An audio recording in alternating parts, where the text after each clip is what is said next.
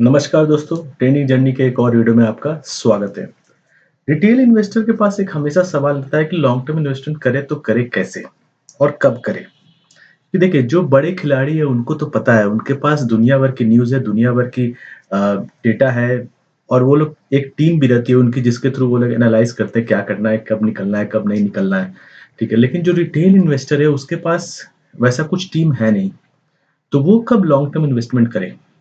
तो मैंने देखा है कि 3-4 केसेज़ है जहाँ पे आप अच्छा लॉन्ग टर्म इन्वेस्टमेंट कर सकते हैं। उसमें से पहला जो रीज़न है वो है मार्केट क्रैश।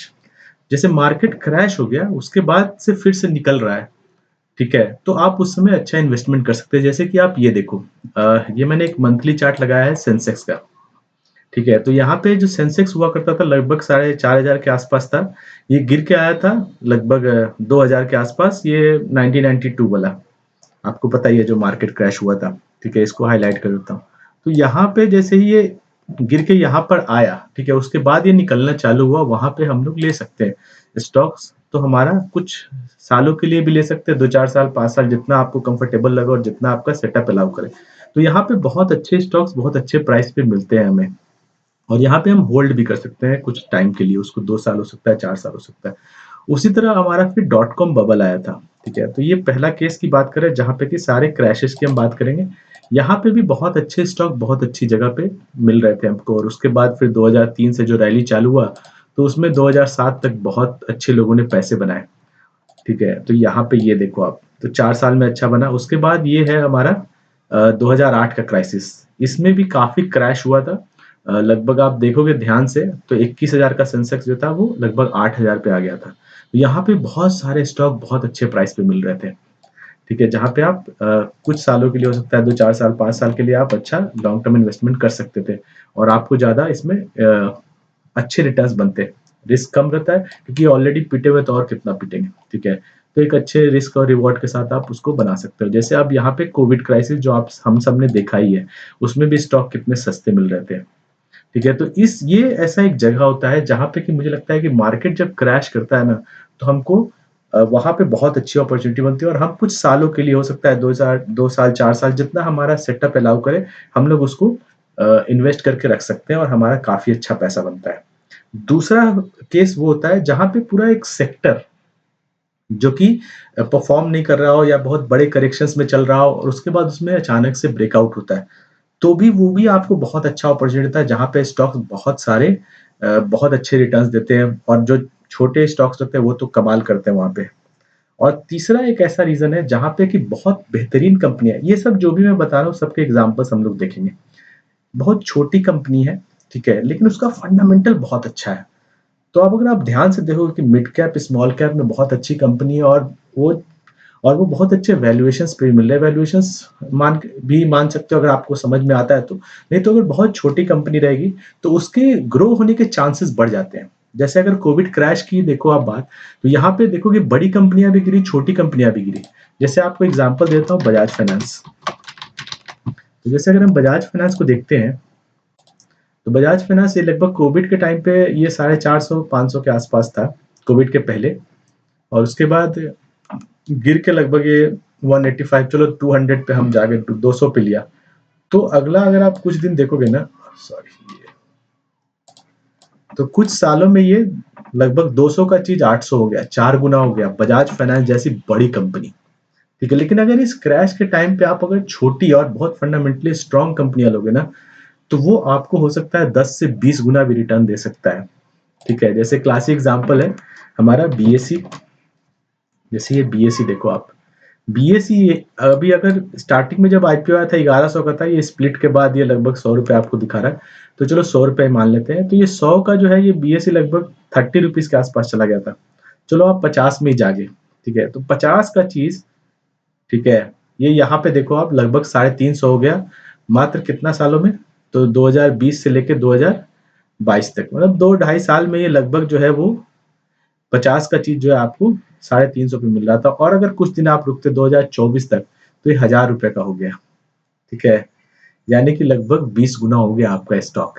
जहाँ पे कि बजाज फाइनेंस 3 से 4 गुना हुआ, ठीक है? इवन एचडीएफसी भी देखते तो शायद डबल हुआ था, ठीक है? लेकिन ये कंपनी जो है वो ऑलमोस्ट आपका 20 गुना हो जाता है, ठीक है। जैसे यहाँ पे 50 का चीज जो है ये लगभग 1000 हो गया, तो मतलब 20 गुना हो गया। तो हमको क्रैश के टाइम पे बहुत बड़ी कंपनी में घुसने की जरूरत नहीं है। क्यों? क्योंकि उनका मार्केट कैप ही बहुत ज्यादा है। ठीक है, तो आप अगर सोचोगे आज के जमाने में बजाज फाइनेंस हो गया, कितनी करोड़ की कंपनी है? 6,78,000 करोड़। इसका 5 गुना, यहाँ से 5 गुना 10 गुना होना बहुत बड़ी बात है। इवन क्रैश में भी अगर आप देखोगे तो ये घट के कितना आया होगा? ठीक है, आधा हुआ था। मतलब 3 लाख करोड़ के आसपास की कंपनी। ठीक है, या और कम होगा। ठीक है, लेकिन ये बहुत बड़ी कंपनियां है। मेरा कहने का सेंस यही है कि बजाज फाइनेंस, एचडीएफसी बैंक, ये सब बहुत बड़ी कंपनी ऑलरेडी हो चुकी है, तो यहाँ से इनका मल्टीफोल्ड होना इजी नहीं है। लेकिन बीएसई ये बहुत छोटी कंपनी थी। अगर आप इसका मार्केट कैप भी समझो, यहाँ पे 50 रुपए पे क्या रहा होगा, अभी कितना है? अभी लगभग 25 गुना है ये।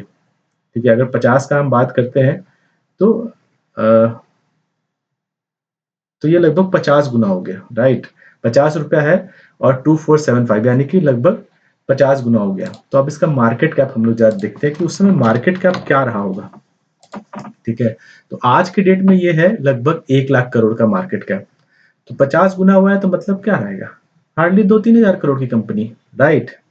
तो 3 हजार करोड़ की कंपनी का ग्रो होना बहुत इजीली, और वो मल्टी टाइम्स होना आसान है। रिस्क रहेगा, छोटी company, small cap, mid cap में रिस्क रहते हैं, लेकिन उनका जो रिटर्न रहता है ना, बहुत खतरनाक होता है। ठीक है, तो ये सीधे समझो कि आप यहाँ से, ये लगभग लगभग आपका 3 हजार करोड़ की कंपनी हुआ करती थी, जो सीधे हो गए 1 लाख करोड़। ठीक है, तो सोचो आप कि छोटी कंपनी में अगर हम उस समय क्रैश में घुसते हैं, ठीक है, या फिर अच्छे फंडामेंटल में घुसते हैं, तो हमको कितना बड़ा रिटर्न देता है। सेम चीज आप सीडीएसएल के साथ देख लो। सीडीएसएल भी लगभग यहाँ पे अगर 180 है, चलो क्रैश को अभी थोड़ा देर के लिए रुक जाते हैं, अभी इसको सिंपल समझते हैं, कंपनी अच्छी है तो क्या। तो ये लगभग 200 रुपए की चीज थी, और ये लगभग 10 गुना हो गया, तो क्या लगभग 2000 तक गया। तो ये 10 गुना रिटर्न इसने दिया बहुत ही कम टाइम में। अगर आप देखोगे तो ये 2020 से चलना चालू किया, और लगभग ये 24, यानी 4 से 5 साल में ये जो कंपनी है वो 10 गुना हो गया। अब सीडीएसएल का मार्केट कैप अभी क्या है, ये देख लो आप। ठीक है, तो सीडीएसएल का अभी है 33 हजार करोड़। अभी भी बहुत बड़ी कंपनी नहीं बनी है ये। ठीक है, तो उस समय कितना रहा होगा? हार्डली उस समय हार्डली 3-4 हजार करोड़ का ही कंपनी था सीडीएसएल। और बिजनेस आपको पता ही है, बहुत अच्छा बिजनेस है इनका। बिजनेस तो खैर, डिपॉजिटरी तो हर किसी को चाहिए। आप स्टॉक खरीदो, म्यूचुअल फंड खरीदो, कहाँ रखोगे? डिपॉजिटरी में ही रखोगे ना आप लोग। ठीक है, तो ये कंपनी भी बहुत अच्छा ग्रो की। ठीक है, तो हमेशा क्रैश के टाइम पे, या बहुत अच्छे कुछ फंडामेंटल स्टॉक की कंपनियां जो है, वो बहुत अच्छी जगह पे मिल रहा है, रिजनेबल प्राइस पे मिल रहा है, तो आप ले सकते हो। इवन एचडीएफसी की लोग बात करते हैं, एशियन पेंट की बात करते हैं, ये सब बहुत छोटी कंपनियां थी। ठीक है, लेकिन आज के डेट में बहुत बड़ी हो चुकी है। तो यहाँ पे जो लोग आज की डेट में चाहते हैं कि उससे इन्वेस्ट करके बहुत ज्यादा पैसा कमा लेंगे, राजा बन जाएंगे, तो मुझे ऐसा नहीं लगता है। ठीक है, मुझे लगता है कि हाँ, अगर जिस समय ये कंपनी बहुत छोटी थी, उस समय जिसने भी इन्वेस्ट किया होगा वो बंदा तो राजा है, बन चुका है। ठीक है, तो हमको इस पे ही फोकस करना है, तो हमारा बहुत अच्छा पैसा बनता है। उसी तरह एक और रीजन मैंने बताया सेक्टर का। अगर जैसे आप डिफेंस सेक्टर देखोगे, जैसे बीएल ले लेते हैं। ठीक है, तो बीएल कैसा था? तो ये देखो आप, ये भी लगभग 2007 से करेक्शन में था, ये 14 तक 7 साल का करेक्शन किया, यहां से निकला था।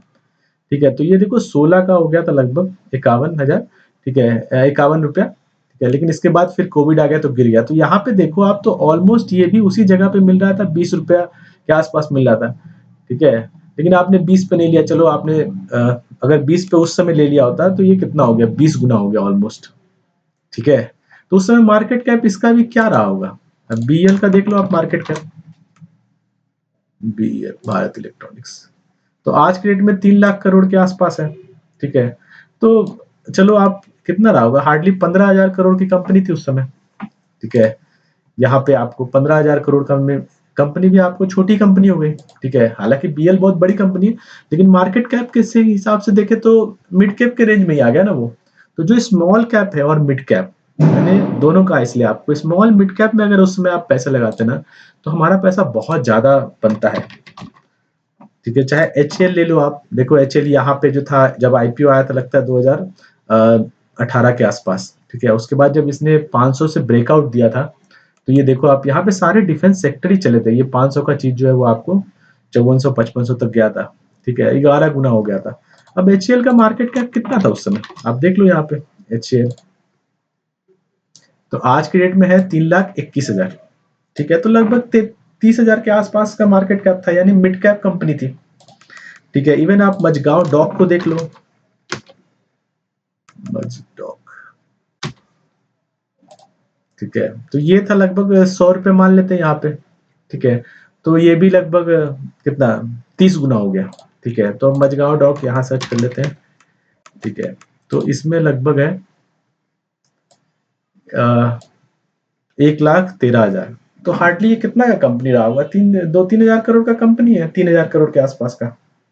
ठीक है, 3 से 4 हजार करोड़ का कंपनी था, तो इसलिए इसको ग्रो करने के लिए बहुत स्पेस मिला। तो इसलिए मैंने बोला आपको कि एक मार्केट क्रैश हो, दूसरा बढ़िया फंडामेंटल स्टॉक, तीसरा कोई ऐसा सेक्टर हो सकता है मार्केट बहुत अच्छा कर रहा हो लेकिन सेक्टर वो नहीं चल रहा है और सेक्टर में अचानक से उसके फंडामेंटल चेंज हुए, रिवर्सल आया, तो हो सकता है वो बहुत अच्छा आपको रिटर्न दे दे। तो आप वो सेक्टर वाले पे फोकस कर सकते हैं, स्मॉल और मिड कैप, जहां पे कि रिस्क तो रहता है लेकिन रिटर्न बहुत अच्छा बनता है। और एक सेटअप याद रखिए, क्योंकि मैं प्रॉफिट बुकिंग वाला कल ही वीडियो बनाया था जिसमें मैंने बताया था कि हो सकता है बहुत बड़ा पैसा बन गया लेकिन उसके बाद पता चला वो क्रैश कर गया किसी भी रीजन से। ठीक है, तो उसका ध्यान रखिए कि पैसा एक बार अच्छा बना तो उसको लेके जाना है। ठीक है, तो मेरा व्यू बहुत ज्यादा लॉन्ग टर्म का नहीं रहता है, 4-5 साल का रहता है।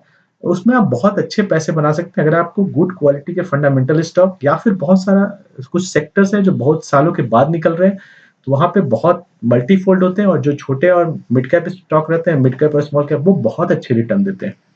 तो आज के लिए इतना ही रखते हैं। इस वीडियो में मैंने जिस भी स्टॉक की बात की, किसी भी मेरे खरीदने बेचने की कोई भी राय नहीं है। ठीक है, ये सिर्फ एजुकेशनल पर्पज से आपको बताना था कि लॉन्ग टर्म इन्वेस्टमेंट कब कर सकते हैं, कैसे किस तरह के स्टॉक्स में करके हम लोग बड़ा पैसा बना सकते हैं। सारे एग्जाम्पल्स है, किसी में भी कोई भी खरीदने बेचने की राय नहीं है।